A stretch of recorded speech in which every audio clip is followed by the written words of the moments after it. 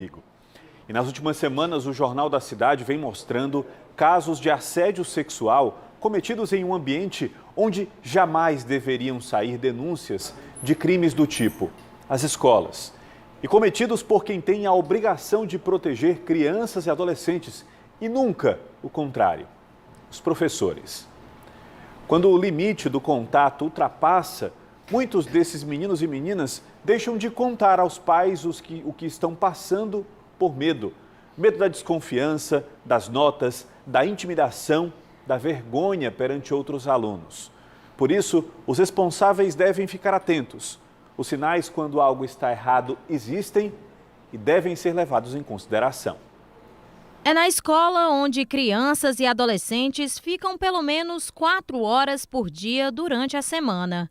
Um ambiente que, na teoria, faz parte da rede de proteção e deve oferecer segurança aos estudantes, mas que, na prática, tem acendido muitos sinais de alerta. No dia 10 de outubro, em Cascavel, que fica a 60 quilômetros de Fortaleza, um professor foi afastado de uma escola municipal depois de ser denunciado por 10 alunas entre 11 e 14 anos pelos crimes de importunação sexual. Ele chegou até a abraçar e deslizar a mão para as partes íntimas de uma delas. Em Beberibe, outro profissional da educação também foi afastado por suspeita de enviar mensagens com teor sexual para um adolescente de 14 anos. Em um dos textos, ele pergunta se o aluno queria ver algo mais além da nota. As conversas começaram quando o jovem desejou parabéns pelo Dia do Professor e perguntou sobre a nota de uma prova. Um inquérito foi instaurado na Delegacia Municipal da cidade e segue sob apuração. Casos como os de Cascavel e Beberibe dão visibilidade para a violência sexual contra crianças e adolescentes nos espaços educacionais. A estimativa, de acordo com o Ministério da Mulher, da Justiça e dos Direitos Humanos, é de que a cada hora, 4 menores são vítimas desse tipo de crime no país. O assédio sexual, a violência sexual contra crianças e adolescentes, ela deixa marcas muito profundas, né? Alterações do comportamento, irritabilidade, constrangimento, a negativa a querer ir para a escola, para determinados lugares ou de entrar em contato com determinadas pessoas são indicativos importantes. Dados da Secretaria da Segurança Pública apontam que quase 2.000 casos de crimes sexuais foram registrados aqui no estado no ano passado. Pelo menos metade contra crianças e adolescentes de até 14 anos. 88% eram meninas e mulheres. Já no primeiro semestre de 2022, essa média caiu 17%. Ainda assim, os números continuam alarmantes. Nós temos um plano nacional de enfrentamento que está desatualizado, temos também um plano estadual que está desatualizado, por isso a gente tem cada vez mais que reforçar algumas perspectivas e alguns mecanismos. Dentre eles,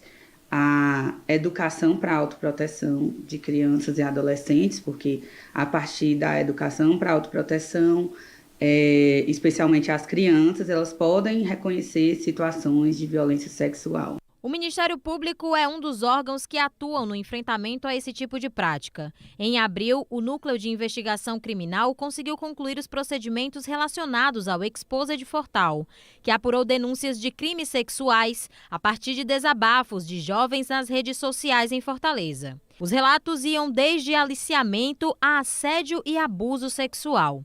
Houve também depoimentos de um grupo criado para compartilhamento de fotos íntimas de mulheres.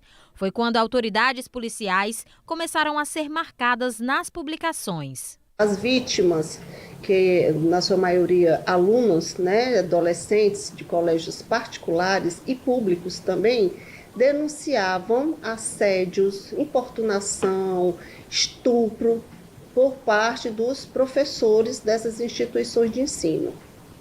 Então, o CNMP, com o nosso procurador-geral, doutor Manuel, designaram, né, nós do NUINC para acompanhar as investigações, que algumas já tinham sido iniciadas pelas delegacias. As vítimas chegavam ao NUAV, eram acolhidas numa equipe multidisciplinar de psicólogos, assistentes sociais, várias pessoas trabalhando com aquela vítima, preparando para poder ela ter condições psicológicas de descrever o fato em si, a ação criminosa que ela foi vítima. A rede de apoio acabou não ficando delimitada à cidade. Meninas de todo o país começaram a compartilhar suas experiências traumáticas.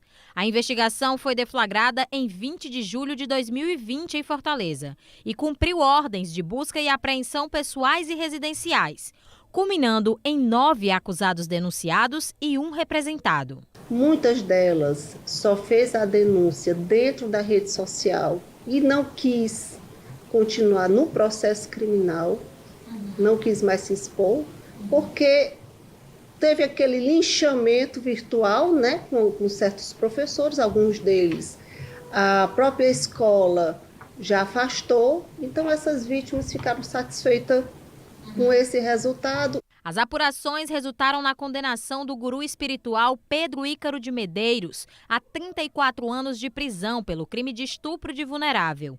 Ícaro violentou sexualmente jovens que frequentavam a comunidade que ele mesmo havia montado. Essa investigação ela correu muito rápido, porque as vítimas resolveram efetivamente colaborar com a investigação. Por conta disso, ele foi alvo de uma operação chamada Erasta, e nesta operação ele não só foi preso, como foram apreendidos vários celulares que comprovaram essa relação abusiva anterior à sociedade Afago. A promotora reforça que vítimas desse tipo de crime devem reunir o máximo de provas e buscar ajuda. Ela pode reunir prints, mensagens de e-mail, prints de mensagens trocadas com o abusador. Então essa é uma forma das vítimas trazerem o material que elas tiverem nos seus celulares, nos e-mails, para fortalecer a prova que a gente vai colher para implementar uma ação penal contra os acusados.